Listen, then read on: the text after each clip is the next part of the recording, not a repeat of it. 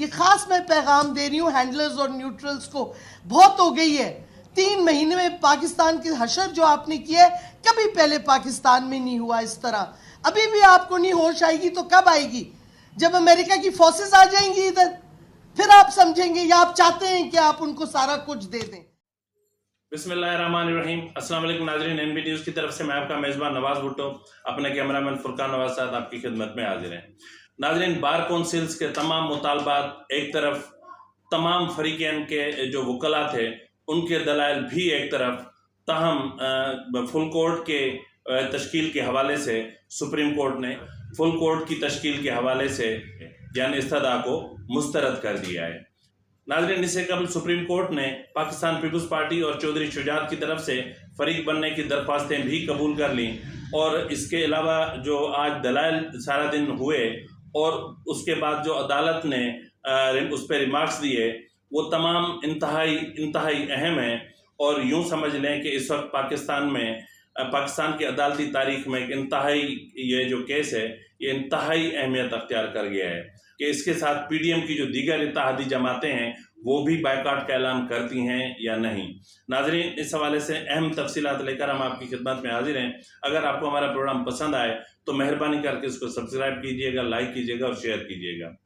नाजरीन, पंजाब असम्बली के deputy speaker दोस्त मोहम्मद मजारी की तरफ से दी जाने वाली रूलिंग के खिलाफ आज सुप्रीम कोर्ट में जैसे ही केस की हेयरिंग शुरू हुई तो पाकिस्तान पीपल्स पार्टी की तरफ से एक पिटीशन दाखिल की गई जिसको एतराज़ लगाकर वापस किया गया, ताहम बाद में उसको वापस कबूल कर लिया गया।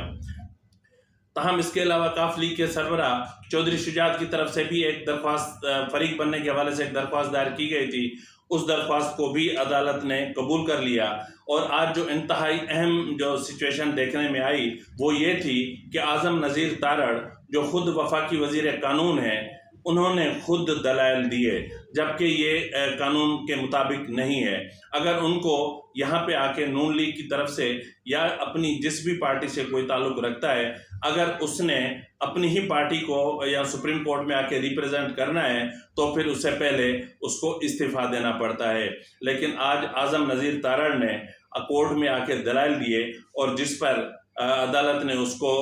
मुतनब्बे भी किया और जनाब वज़ीर साहब कहकर भी मुखातिब किया,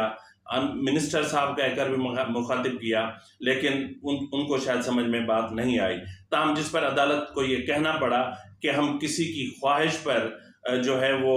फुल कोर्ट तश्कील नहीं दे सकते। ये कोई इस तरह नहीं है कि जो उठे और शॉपिंग करे और शॉपिंग करके घर चला जाए।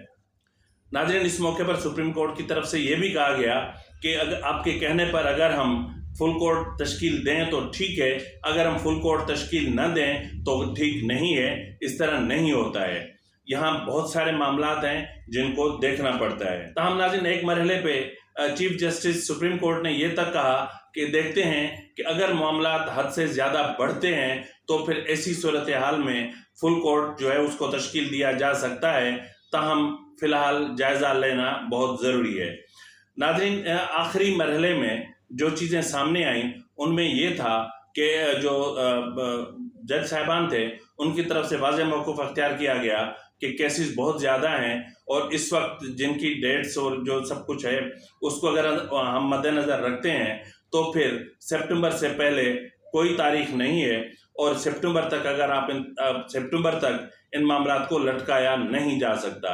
और इस वक्त फौरी तौर पर जजेस दस्तयाब नहीं हैं और जजेस की अदम दस्तयाबी पर हम किसी किस्म का कोई भी फुल कोर्ट तश्कील नहीं दे सकते।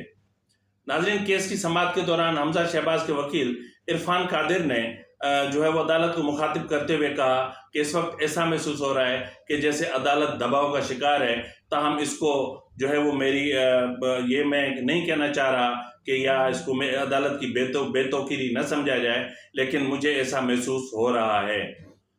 नाज़रीन, इस बहस के दौरान इरफान कादिर ने यह भी कहा कि इस चीज़ को भी मद्देनज़र रखा जाए कि आइन में एक आर्टिकल 95 भी है और इस वक्त जो प्रोसीडिंग चल रही है या जो हेयरिंग चल रही है वो आइन के आर्टिकल 95 की खिलाफ वर्जी भी हो सकती है, इसलिए कि आइन का आर्टिकल जुडिशरी और पार्लियामेंट के बीच में एक दीवार खड़ी कर देता है और पार्लियामेंट को जो है वो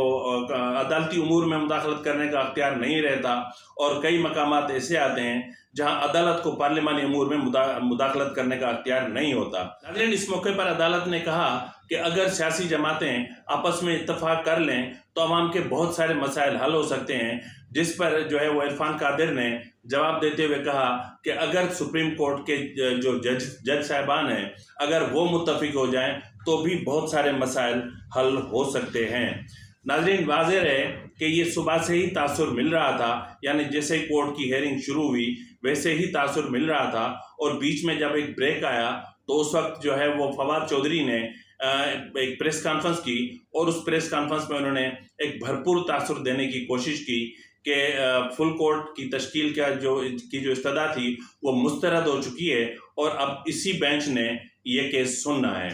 नाज़रीन, इसी दौरान वफाकी वज़ीर दाखिला राना सनाउल्लाह और उनके अलावा वफाकी वज़ीर शीरी रहमान भी कोर्ट से बाहर निकले, उन्होंने भी मीडिया से बातचीत की और उसके अलावा राना सनाउल्लाह और आज़म नज़ीर तारड़ ने जो प्रेस कॉन्फ्रेंस की उसमें बरमला इस चीज़ का इजहार कर दिया कि अगर फुल बेंच तश्कील नहीं दिया जाता तो फिर नून लीग जो है वो इस पूरे अदालती अमल का बाइकआउट करेगी। नाज़रीन, वाज़ेह रहे कि ये खबर हमने कल ही ब्रेक की थी, आज रात ब्रेक गुज़िश्ता शब ब्रेक की थी, जिसमें हमने कहा था कि नून लीग की तरफ से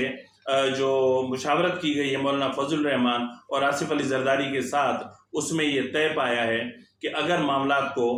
किसी भी नहज की तरफ नहीं ले जाया जाता या फुल बेंच तश्कील नहीं दिया जाता तो ऐसी सूरत हाल में नून लीग जो होगी या पीडीएम जो होगी वो इसका अदालती बाइकआउट कर देगी। तो उसके इस सूरत हाल में आज नून लीग ने अपना मौक़िफ़ जो है वो वहाँ पे पेश किया और बाइकआउट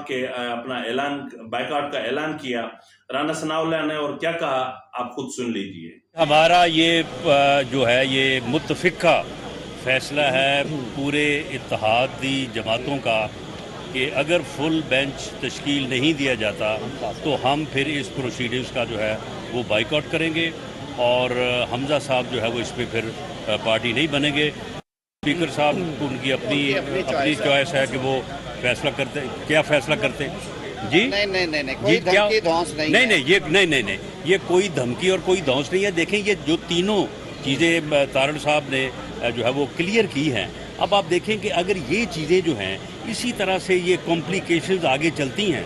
और फिर जो है वो फैसले आते हैं तो उससे क्या अदालत उज़्मा की जो है वो तौक़ीर में इजाफा होगा या उससे जो है वो कमी होगी और ये कॉम्प्लिकेशन जो है ये डिस्कस होगी मीडिया में भी, सोशल मीडिया में भी, और उससे जो जिस किस्म की सूरत हाल बनेगी उससे हम बचना चाहते हैं और हम फिर उसका हिस्सा नहीं बनेंगे। तकरीम में इजाफा होगा, ये बड़े अहम कानूनी नुकात हैं। आइन की एक ऐसी तशरीह कर दी गई है जो समझ से बालातर है, तो आप इस पर फुल कोर्ट बिठाएँ। 63A के रेफरेंस में जो एक नुक्ता दिया गया है कि वोट डाला जाएगा, गिना नहीं जाएगा, उसको एक दफ़ा पूरी अदालत बैठ के एग्जामिन कर ले। अगर फैसला ये हुआ कि हाँ